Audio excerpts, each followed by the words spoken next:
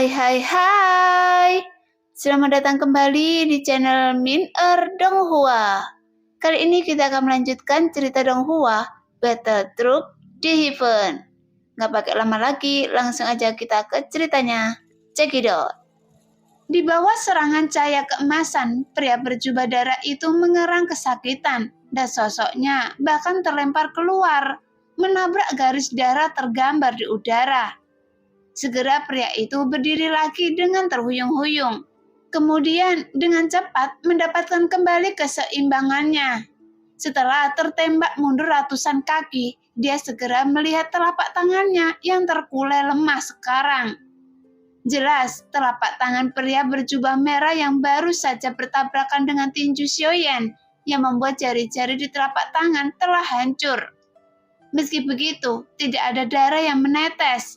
Bahkan dalam sekejap mata, semua luka-luka dapat dipulihkan dengan kecepatan yang menghancurkan.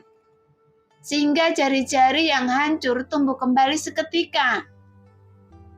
Sepertinya Anda memiliki rencana keji terhadap saya, sehingga Anda menyerang secara diam-diam, kan? Pria berjubah darah berteriak dengan marah, sambil melihat sosok yang tiba-tiba muncul dengan mata muram. Namun dia tidak tahu bahwa Zhonggu dan yang lainnya hanyalah orang-orang pelindung Dharma untuk melindungi Xiaoyan di dalam gua.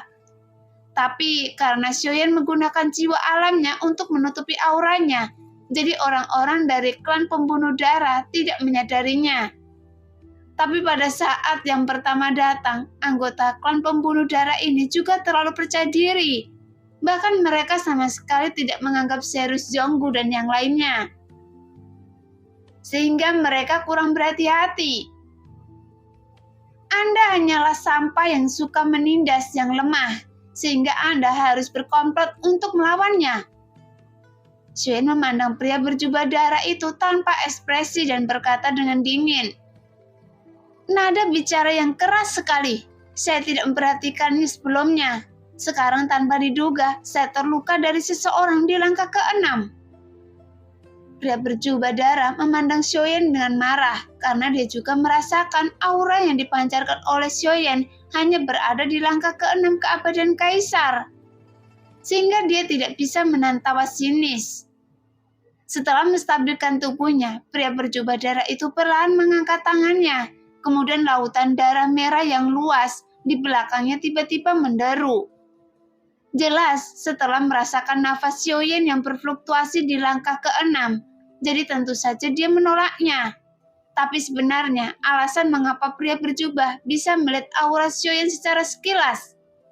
Secara alami, fluktuasi aura tersebut memang sengaja dikeluarkan, karena dengan cara ini itu dapat membuat lawan meremehkan musuh. Adapun kekuatan fisik Xiaoyan selama tidak diperlukan, tidak akan diungkapkan dengan mudah, yang membuat lawan tidak akan menyadarinya. Anda hanya berada di langkah ke-6. Apa yang Anda bisa lakukan untuk melawan saya? Begitu dia selesai berbicara, pria berjubah darah itu tiba-tiba menjadi dingin. Bagaimanapun, dikalahkan di tangan orang kuat di langkah ke-6 ini membuatnya merasa sangat tidak bahagia. Segera pria itu merentangkan telapak tangannya ke arah Xiaoyan. Kemudian dia menekankan ke udara yang membuat lautan darah tiba-tiba muncul di area yang luas dalam sekejap. Kemudian telapak tangan darah yang mengerikan mengembun di udara. Bahkan panjang telapak tangan tersebut mencapai 1000 kaki dan mengandung kekuatan abadi yang kuat. Segera suatu gemuruh memekakkan telinga menyebar dengan ganas. Karena telapak tangan itu bahkan lebih kuat dari telapak tangan yang mengenai tubuh Long Bio sebelumnya. Segera melihat telapak tangan darah raksasa menyapu dengan liar ke arahnya. Tiba-tiba sosok Xiaoyan bergerak saat dia berada di udara. Kemudian dia hanya meletakkan tinjunya kembali ke pinggangnya. Karena untuk menghadapi telapak tangan berdarah tersebut, Xiaoyan menunggu kekuatan benar-benar terkumpul. Sampai telapak darah benar-benar menghalangi sosok Xiaoyan sepenuhnya. Pada saat ini, telapak tangan yang berdarah tiba-tiba berhenti dengan suara gemuruh yang menyebar. Jika itu hanya kekuatan langkah ke-6, telapak tangan darah hanya cukup untuk menekannya, untuk menghancurkannya. Tepat ketika pria berjubah darah itu bergumam pada dirinya sendiri, tiba-tiba telapak tangan berdarah yang dia banggakan terguncang kemudian langsung meledak. Tuar! Segera suara ledakan memekakkan telinga menyebar dengan keras. Namun adegan ledakan tersebut ada kilatan yang seperti benang melintasi mata pria berjubah darah yang membuat pupil matanya tiba-tiba menyusut. Hanya saja dia sudah terlambat untuk bereaksi. Tuar! Dalam sekejap ada suara teredam dalam pantulan mata pria berjubah darah itu. Karena sesosok datang seperti kilat mengayunkan tinjunya yang seperti guntur dan langsung menghantam di dada pria itu. Tanpa diduga, Xiaoyan langsung berniat menghancurkan hati pria itu. Meski pada ranah keabadian Kaisar Langkah 7, hati bukan lagi titik lemahnya, karena kekuatan keabadian telah terkandung di seluruh tubuh. Bahkan menghancurkan hati tidak akan berakibat fatal. Namun dalam hati tersebut masih mengandung banyak kekuatan abadi. Jadi masih menjadi pilihan pertama untuk menyerang makhluk abadi. Hanya saja, tepat ketika tinju Xiaoyan berjarak satu telapak tangan dari dada pria berjubah darah itu, tiba-tiba cahaya kemasan dengan tanda misterius muncul di dadanya. Sehingga tinju Xiaoyan mengenai perisai emas yang diubah oleh rune ini. Tapi itu hanya bisa memblokirnya sebentar dan perisai itu langsung hancur seketika. Dan tinju Xiaoyan masih mengenai dada pria berjubah darah itu. Meski begitu, dampak tinju Xiaoyan masih menimbulkan kekuatan dan angin kencang yang disebabkan oleh pukulan ini. Setelah menghantam dada pria berjubah darah, itu masih memberikan dampak yang mengerikan, yang menyebabkan jubah bagian atas tubuhnya meledak dengan keras. Bahkan seteguk besar darah tiba-tiba menyembur keluar, dan dadanya semakin cekung. Bola matanya memelotot keluar. Bagaimanapun serangan ini begitu tiba-tiba, sehingga dia tidak bisa memikirkan apapun. Hanya saja, kekuatan Xiaoyan memang sangat kuat. Sial, ini bukanlah kekuatan tempur yang bisa dimiliki langkah ke-6. Orang ini pasti menyembunyikan kekuatannya. Pria berjubah darah yang kehilangan pusat gravitasinya baru saja bereaksi. Sekarang tampaknya dia mungkin benar-benar dirugikan.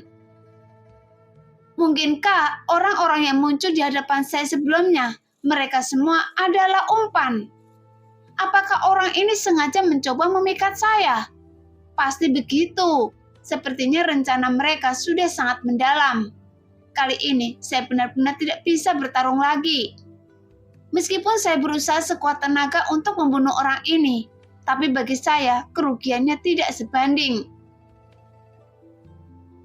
Memikirkan hal ini, mata pria berjubah darah itu menyipit.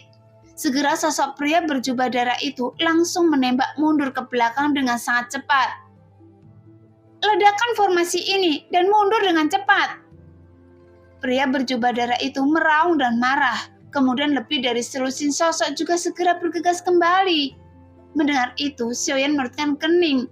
Lagi pula kecepatan reaksi Xiaoyan sangat cepat. Hanya dengan satu pukulan, itu membuat mereka merasakan krisis kematian. Oleh karena itu, mereka ingin melarikan diri sekarang. Namun bagi Xiaoyan, mangsa telah datang ke pintunya.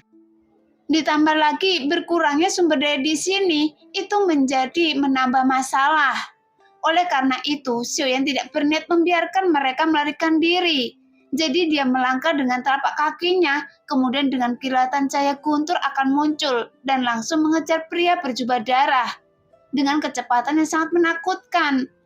Namun pada saat ini, kekuatan besar muncul dan seluruh formasi meledak dengan keras, menyapu seluruh ruang yang diselimuti formasi tersebut.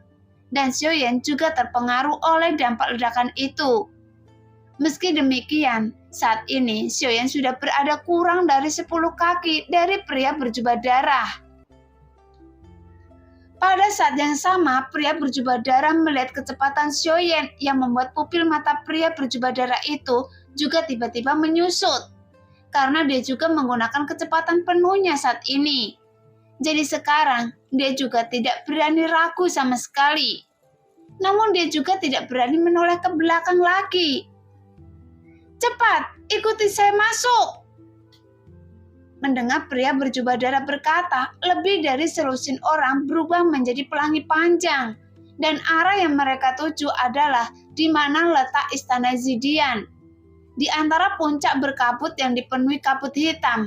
Namun meski dampak ledakan formasi tersebut tidak membahayakan Xiaoyan, tapi itu sangat memperlambat kecepatan Xiaoyan. Sehingga ketika dia ingin mengejar ke depan lagi, pria berjubah darah telah tenggelam di dalam kabut hitam, dan lebih dari selusin sosok juga menghilang ke dalamnya. Oleh karena itu, Xiaoyan segera berhenti dan dia tidak memilih untuk segera mengejarnya. Karena berpikir, jika Anda bisa membunuh, maka bunuhlah. Tapi jika Anda tidak bisa membunuhnya, Anda juga harus menyerah. Lagi pula, situasi di dalam kabut tersebut juga tidak diketahui. Jadi saat ini, tidak ada salahnya untuk lebih berhati-hati. Sesaat kemudian, Zhonggu dan yang lainnya yang baru saja melarikan diri dari dampak ledakan formasi juga datang ke sisi Xiaoyan. Sepertinya situasi di sini menjadi huru-hara yang tak ada habisnya. Karena terjebak di sini untuk waktu yang lama, orang-orang ini memiliki niat membunuh yang sangat kuat. Mata Xiaoyan sedikit menyipit dan bergumam perlahan. Bagaimanapun hal ini pernah terjadi sebelumnya. Saat dia dalam retret itu, cukup untuk menunjukkan bahwa mereka semua saling bertarung untuk menjarah sumber daya satu sama lain. Segera Xiaoyan melihat ke arah Zhonggu dan yang lainnya. Kemudian dia membalikkan telapak tangannya dan dia mengeluarkan pil penawar racun yang dia sempurnakan sebelumnya. Kemudian memberikannya kepada setiap orang. "Saya akan menunggu dan melindungi Dharma untuk kalian. Setelah kalian semua bisa pulih, kita akan pergi ke sana." Xiaoyan berkata perlahan. Bagaimanapun, masing-masing dari 4 orang ini juga terluka dalam pertempuran tadi. Dan energi mereka juga telah dikonsumsi. Lagi pula, energi spiritual langit dan bumi di sini juga sangat sedikit. Bahkan kekuatan keabadian di sini lebih langka lagi. Jika mereka sering bertarung di tempat ini juga akan membuat kekuatan tempur mereka semakin lemah. Namun, hanya dengan terus berjuang, mereka bisa tetap bertahan hidup. Setelah mendengar apa yang dikatakan Xiaoyan, keempat orang itu mengangguk dan langsung duduk bersila. Lagi pula, mereka semua adalah makhluk abadi. Hanya saja karena si Xiao yang terluka paling parah sebelumnya, dia tidak dapat pulih dengan cepat. Tapi ketika orang lain, mereka dapat pulih bahkan tanpa menghabiskan waktu sebatang dupa. Karena saat Xiaoyan mengasingkan diri, keempat orang ini datang untuk melindunginya. Jadi Xiaoyan juga melakukan hal yang sama. Namun sejauh ini, Xiaoyan belum menemukan sesuatu yang aneh. Tentu saja itu juga karena dia cukup kuat. Orang-orang ini juga tidak berani keberatan. Segera, Xiaoyan perlahan mengangkat kepalanya dan melihat ke arah puncak yang diselimuti kabut hitam. Sepertinya dia sedang memikirkan sesuatu. Tapi saat Xiaoyan sedang melihat ke sana, tiba-tiba dia menyadari sesuatu yang aneh. Jadi dengan cepat dia segera melihat ke arah langit. Nah, demikianlah cerita hari ini. Terima kasih yang sudah menonton video Min Earth sampai selesai. Sampai jumpa di video selanjutnya. Bye-bye.